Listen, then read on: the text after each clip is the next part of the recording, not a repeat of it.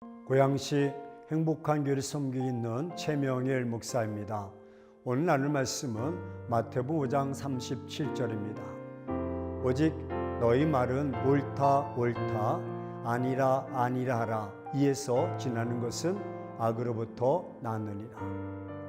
맹세는 제한적이고 엄숙하고 반드시 지켜야 합니다.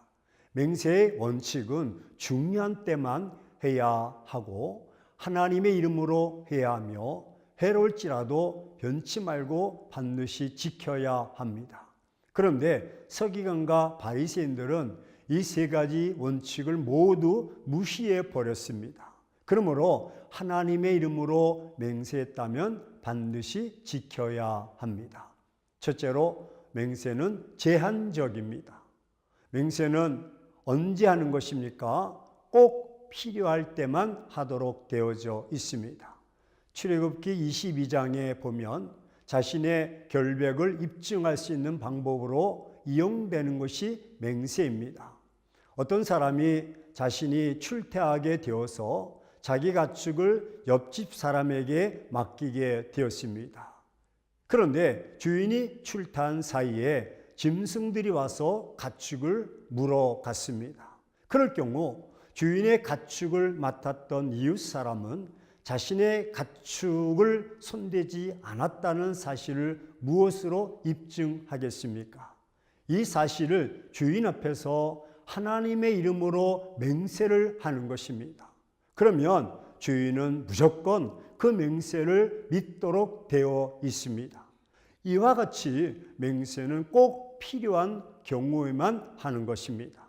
둘째로 맹세는 지극히 엄숙합니다. 왜 그렇습니까? 하나님의 이름으로 맹세하기 때문입니다. 다른 이름으로 맹세할 수 있는 것이 아닙니다. 꼭 하나님의 이름으로만 하도록 되어져 있습니다. 창세기 14장에서도 아브라함 역시 하나님의 이름으로 맹세했습니다. 사무엘상 20장에도 다윗과 요나단 역시 하나님을 증인으로 해서 서로 간에 맹세했습니다. 그 이유는 엄숙하게 하나님 앞에서의 이 약속을 실행하기 위해서입니다. 다윗은 그래서 요나단의 약속을 끝까지 지켰던 것입니다. 셋째로 맹세는 반드시 지켜져야 합니다. 맹세를 하면 반드시 책임을 지도록 되어 있습니다. 하나님의 증인이신데 하나님의 이름으로 맹세를 하고 만약 지키지 못했다면 하나님의 이름이 욕될 수밖에 없습니다. 레위기서 19장 12절에는 너희는 내 이름으로 거짓 맹세함으로 내 하나님의 이름을 욕되게 하지 말라. 나는 여호와니라 라고 하셨습니다. 따라서 맹세는 해로울지라도 변치 않고 반드시 지키도록 되어 있습니다. 사사기 11장의 입다 역시 하나님께 맹세한 것을 지켜줘야 했습니다. 그것은 자신의 무남동료 외동딸을 번제로 드리는 것이었습니다. 이와 같이 맹세의 원칙은 일단 말하면 반드시 지키도록 되어 있습니다.